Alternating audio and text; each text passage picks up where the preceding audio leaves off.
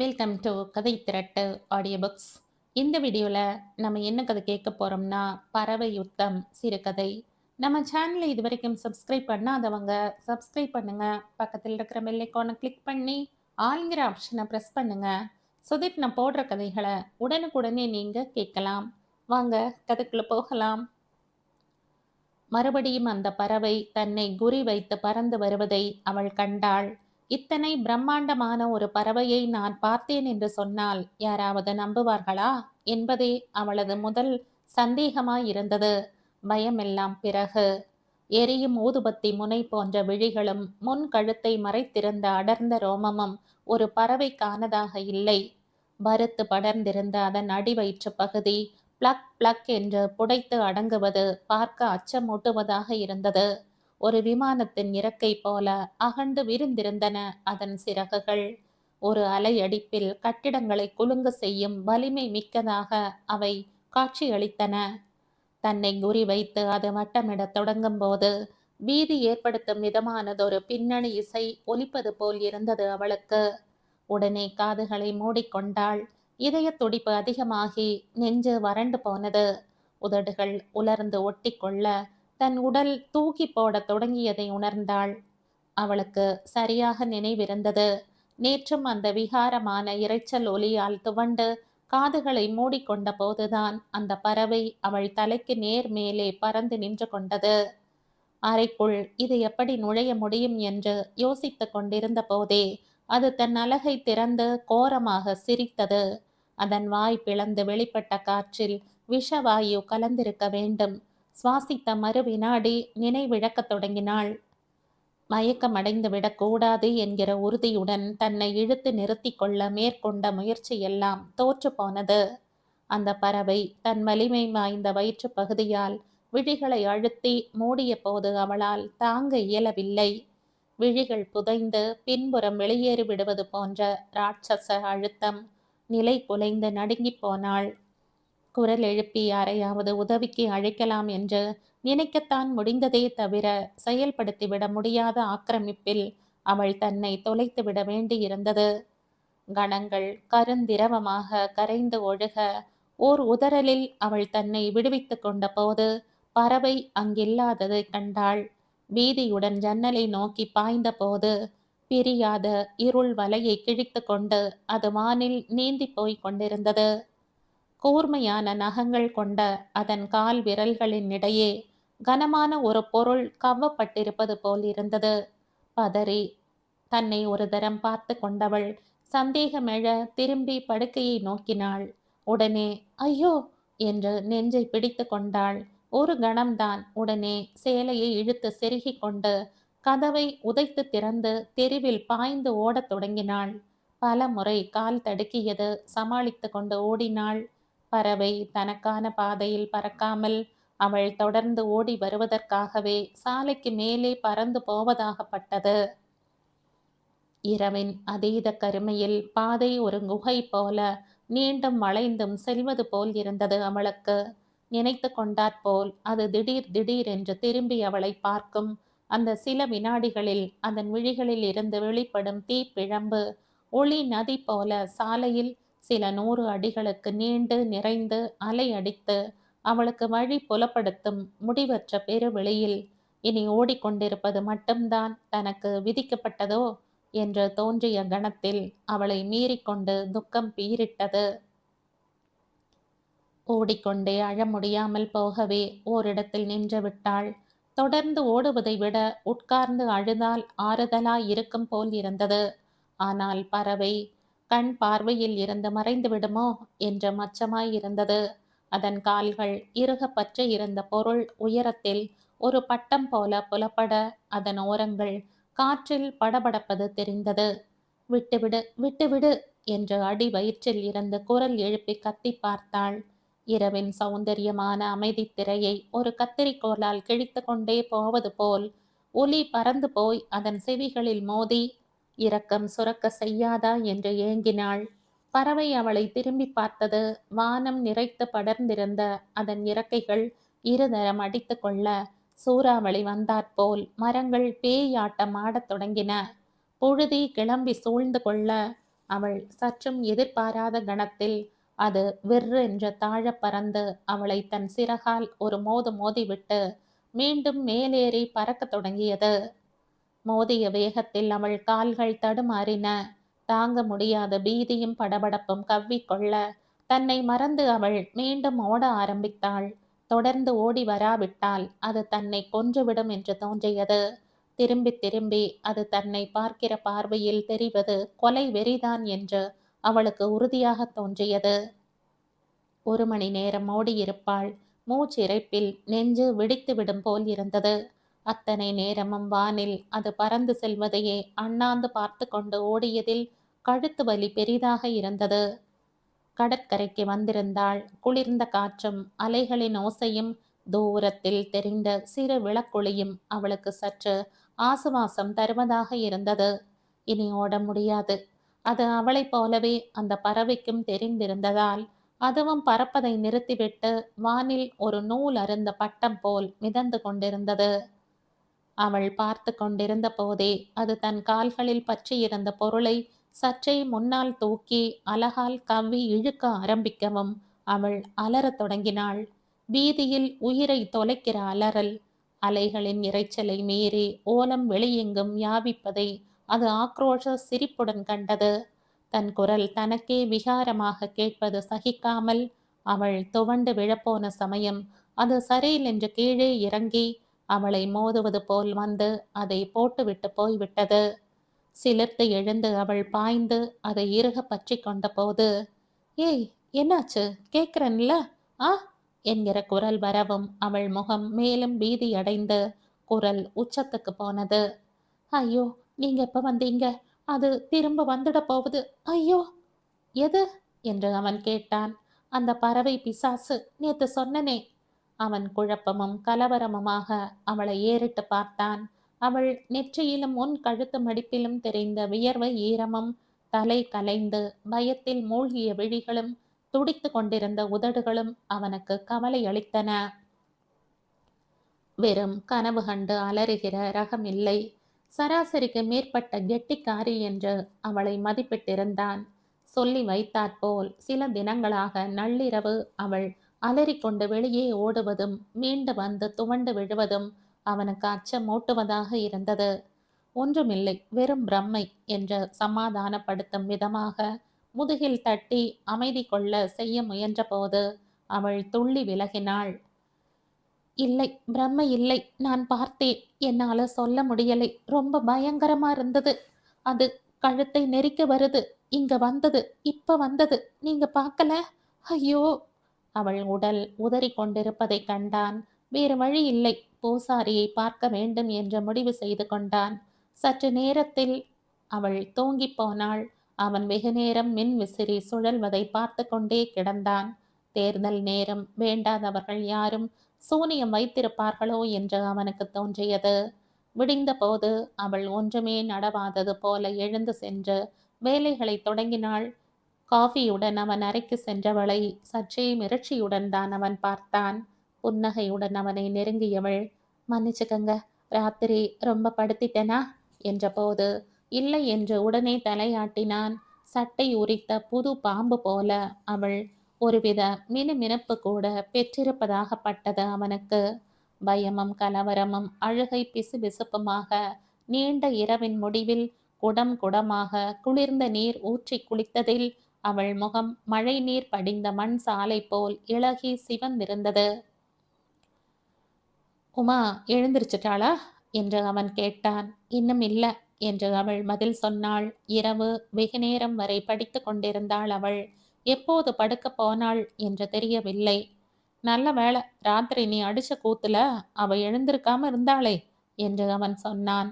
அவள் தலை குனிந்திருந்தாள். என்ன சொல்லியும் நம்ப வைப்பது அத்தனை சுலபம் இல்லை என்று தோன்றியது.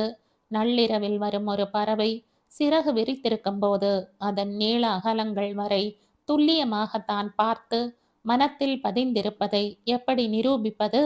அதன் கூர்மையான அலகு திறக்கிற போது ஒருவித துர்நாற்றம் எழுவதை நுகர்ந்த ஞாபகம் இன்னும் இருக்கிறது. சொன்னால் யார் நம்புவார்கள்?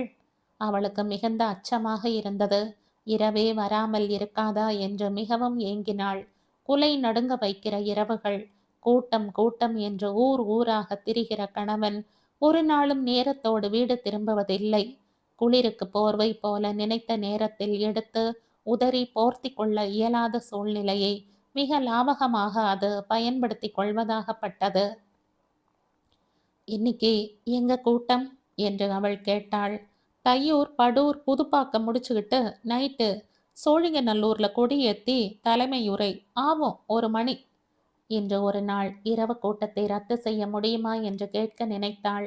நிச்சயம் ஒப்புக்கொள்ள கூடும் தான். ஆனால் தொண்டர்களும் தோழர்களும் வீட்டை மறக்கடிக்க செய்து விடுவார்கள். இல்ல லட்சுமி, புதுப்பாக்கம் முடிச்சுக்கிட்டு டயர்ட் ஆயிடுச்சுன்னு வீட்டுக்கு தான் கிளம்புனேன்.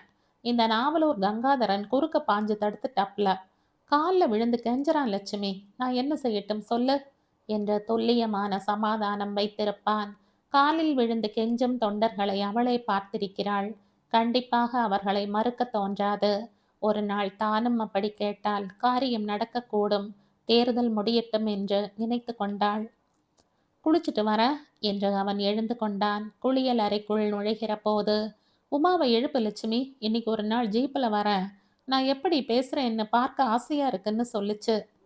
நல்லா ஆசைப்பட்டா. அதெல்லாம் ஒன்றும் வேணாம். எங்க அப்பா அவளை படிக்க அனுப்பினாரா, கட்சி கூட்டத்துக்கு போக அனுப்பினாரா? பரீட்சைக்கு இன்னும் 10 நாள் கூட இல்லை. அதெல்லாம் வேணாம். ஒரு நாள் தானடி. அதெல்லாம் எனக்கு பிடிக்கல என்று முகத்தை திருப்பிக் கொண்டவள் உமா எழுந்து வந்து கதவோரம் நிற்பதைக் கண்டாள். உனக்கு எதுக்குடி அரசியல் கூட்டமெல்லாம்? சும்மாதாங்க்கா, மாமா எப்படி பேசுறாருன்னு பார்க்க ஒரு இது. நீ பார்த்திருக்கியா என்று கேட்டாள். அவள் பார்த்திருக்கிறாள். திருப்போரூர் பஞ்சாயத்து அலுவலக வாசலில் பெரிய மேடை போட்டு கலர் பேப்பர்கள் ஒட்டி நடுவில் மைக் பிடித்து நின்று பேசுகிற வேலுச்சாமி. இடது கையை அவன் மேலும் கீழும் ஆட்டி பேசுகிற வேகத்தின் லயத்தில் கட்டுண்டு கிடக்கிற கூட்டம். திடீர் திடீர் என்று கை தட்டுவார்கள். தாவி குதித்து மேடை ஏறி கட்டி பிடித்து கொள்வார்கள். அருமை அண்ணன் கல்யாணமான புதிதில் ரொம்ப பெருமையாக இருந்தது. கூடிய சீக்கிரம் எம்எல்ஏ ஆகி விடுவான் என்று பேசிக்கொண்டார்கள். அந்த தேர்தலிலும் அடுத்தடுத்த தேர்தல்களிலும் அவன் யார் யாருக்காகவோ தான் உழைக்க வேண்டியிருந்தது. சீக்கிரம் அலுப்பு ஏற்பட்டு அவள் ஒதுங்கி கொண்டாள். வெளியே கிளம்புகிற போது துண்டு எடுத்து கொடுக்கிற புராதன மனைவியாக இருப்பதே போதுமானதாக இருந்தது. அப்ப நீ வீட்டிலேயே இருமா என்று அவன் சொல்லிவிட்டு குளிக்கப் போனான். ஒழுங்கா படிச்சு முடிக்கிற வழியை பாரு என்று சொல்லிவிட்டு அவள் உள்ளே போனாள். 8 மணிக்கு ஜீப் வந்து அவன் புறப்பட்டு போனதும் அவள் துணிகளை எடுத்து போட்டு துவைக்க ஆரம்பித்தாள். மிகுந்த சப்தமுடன் புடவையையும் வேட்டியையும் அடித்து துவைப்பது அவளுக்கு சற்று ஆறுதலாகவும் பாதுகாப்பு தருவது போலவும் கூட இருந்தது. தொடர்ந்து செய்ய வேண்டிய வேலைகளை மனதுக்குள் பட்டியல் போட்டு கொண்டாள்.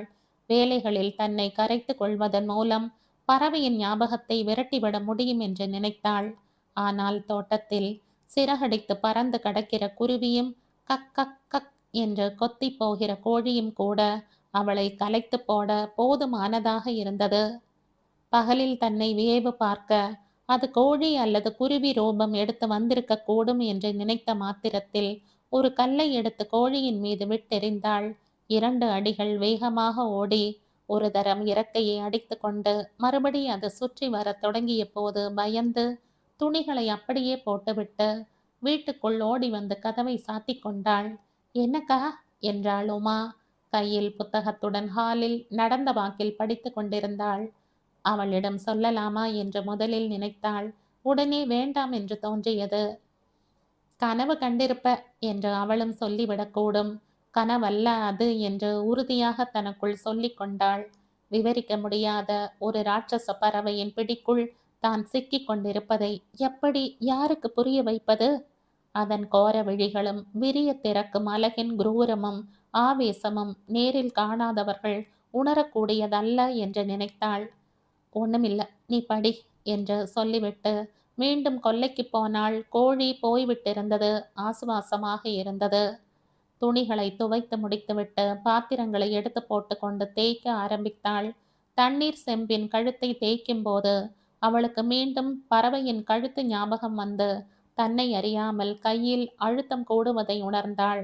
கண் இமைக்கும் நேரத்தில் செம்பு பறவையாக மாறி தன் கரங்களில் அமர்ந்திருக்க கண்டவள் அடி வயிற்றில் இருந்து குரல் எடுத்து அலறி அதனை பலம் கொண்ட மட்டும் விசிறி எறிந்தாள். பலத்த சப்தமுடன் அது கிணற்றின் பிடி சுவரில் மோதி விழ, "என்னக்கா?" என்று உமா ஓடி வந்தாள். இனி ஒரு கணம் கூட தன்னால் தனித்திருக்க முடியாது என்று தோன்றியது அவளுக்கு. எந்த வினாடியும் அது தன்னை தாக்க வரலாம் என்று நினைத்தாள். ஒரு பேரலை போல வந்து மோதித் தள்ளி இயற்கையால் ஓங்கி அடித்து சின்னாபின்னப்படுத்திவிடும் என்று தோன்றிய மாத்திரத்தில் அடக்க முடியாமல் அழுகை மடை உடைத்தது அவளுக்கு. "அக்கா, என்னாச்சுக்கா?" அவள் அழுது கொண்டே உள்ளே ஓடி தன் அறைக்குள் நுழைந்து படுக்கையில் விழுந்தாள். அப்படியே உறங்கிப் போனாள். கண் விழித்தபோது மணி 3 ஆகியிருந்தது. வாசலில் உமா யாருடனோ பேசிக் கொண்டிருப்பது தெரிய பரபரப்பாக எழுந்து வெளியே போகிற வினாடியில் ஒரு தரம் கண்ணாடியில் தன்னை பார்த்து கொண்டு தலையை கோதிவிட்டபடி மூக்கை உறிஞ்சிக் கொண்டாள். முகத்தை அழுந்த துடைத்து கொண்டு, "யாரு?" என்று வெளியே வந்தாள். "வணக்கம் அண்ணி" என்றான் வந்திருந்த ஆள். அவளுக்கு அவனை தெரியும். கூட்டங்களில் முன்மொழிகிறவன். அவளது கணவனின் நிழலாக எப்போதும் உடன் இருப்பவன். "என்ன மணிகண்டா?" என்று அவள் கேட்டாள்.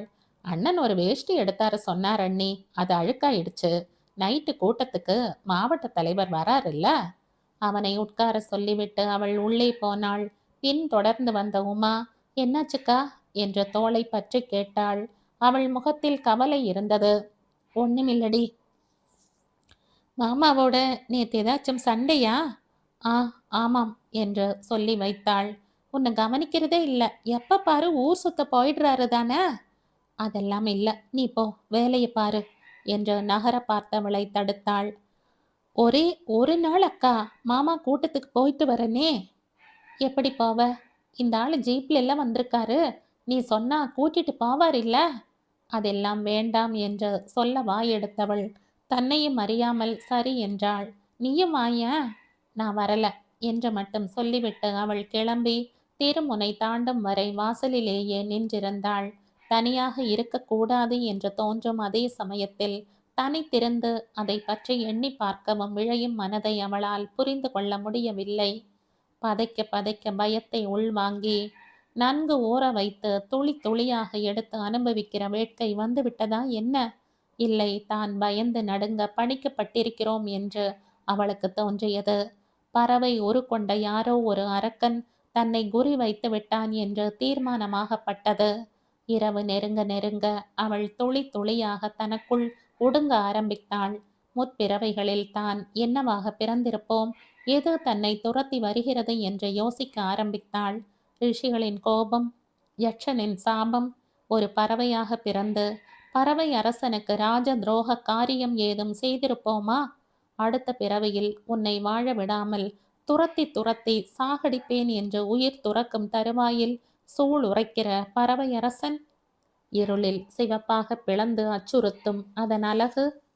வானொலி செய்தி, விளம்பரதாரர் நிகழ்ச்சிகள் கேட்டுவிட்டு எடுத்து போட்டுக்கொண்டு சாப்பிட உட்கார்ந்த போது சன்னல்கள் அடித்து கொள்ள ஆரம்பித்தன. புலி குலுங்குவது போல உணர்ந்தாள். அது வருகிறது என்று உறுதியாக தெரிந்துவிட்டது அவளுக்கு. அவசர அவசரமாக சாப்பிட்டு மூடி வைத்துவிட்டு தெருவுக்கு வந்து நின்று கொண்டாள். 1-2 நாய்கள் மட்டும் இன்னமும் விழித்து கொண்டிருந்தன. அக்கம் பக்க வீடுகளில் விளக்குகள் அணைக்கப்பட்டிருந்தன.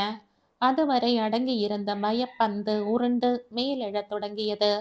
இன்று இதற்கொரு முடிவு காணாவிட்டால் இனி என்றுமே மீள முடியாது என்று தோன்றியது. உள்ளே போய் கதவு ஜன்னல்களை இழுத்து சாத்தினாள். கனமானதொரு கழியை எடுத்து அருகே வைத்து கொண்டு படுத்தாள். கூட்டம் முடிந்து அவர்கள் வர எப்படியும் இன்னும் ஓரிரு மணி நேரங்கள் ஆகும்.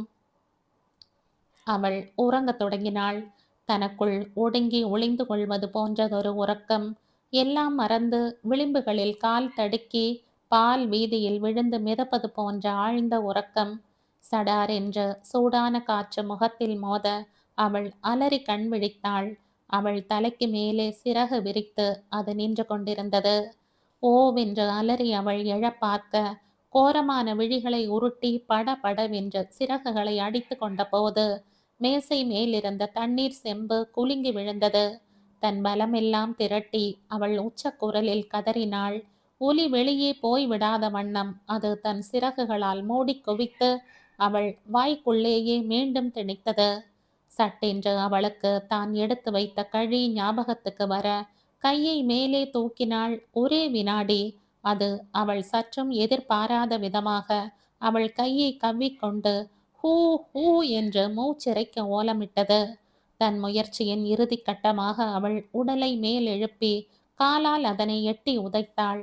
துரும்பு பட்டாற்போல அது இழித்து அவள் கையை தன் அலகால் கவ்வியபடியே மேலும் கீழே மாட்டியது. தன்னை விடுவித்துக் கொள்ள போராடியதில் அதன் உடலில் அவள் கையும் தோளும் முகமும் உரச அருவருப்பில் அவளுக்கு வயிற்றை குமட்டியது. அதன் கண் ஓரம் வடிந்த வெப்பமான கருப்பு திரவம் சகிக்க முடியாத துர்நாற்றம் கொண்டதாகவும் படுகிற இடத்தில் உள்ள ரோமங்களை பொசுங்க செய்வதாகவும் இருந்தது.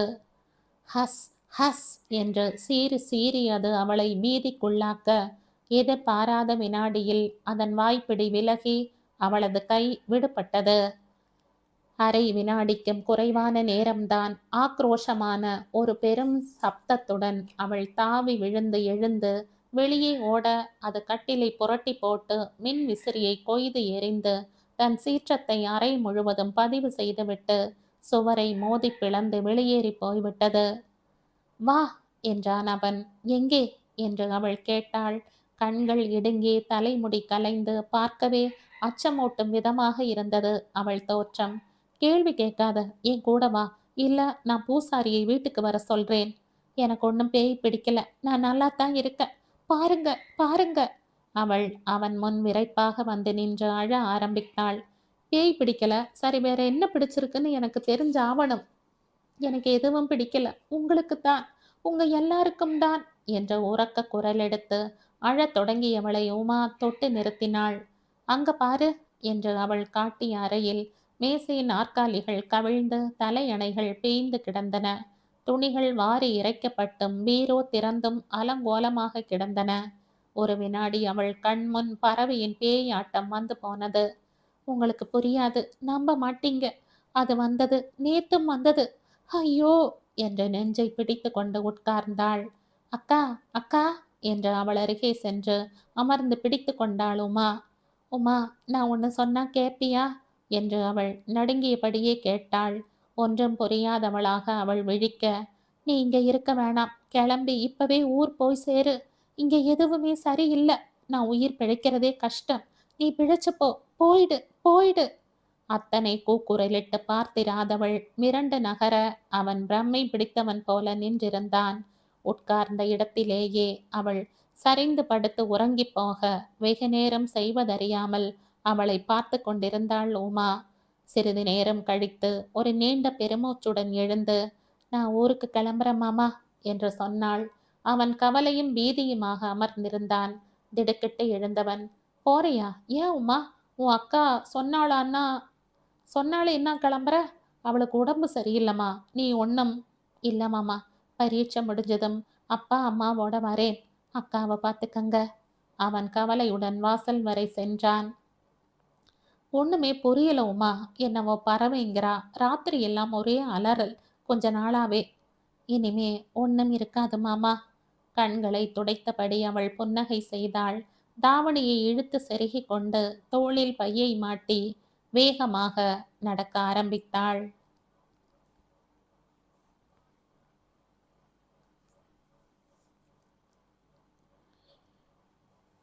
இதோடு இந்த கதை முடியுது. இந்த கதை உங்களுக்கு பிடிச்சிருந்தா லைக் பண்ணுங்க, ஷேர் பண்ணுங்க, சப்ஸ்கிரைப் பண்ணுங்க. மற்றும் ஒரு இன்ட்ரெஸ்டிங்கான கதையோட அடுத்த வீடியோவில் சந்திப்போம். பாய். தேங்க்யூ.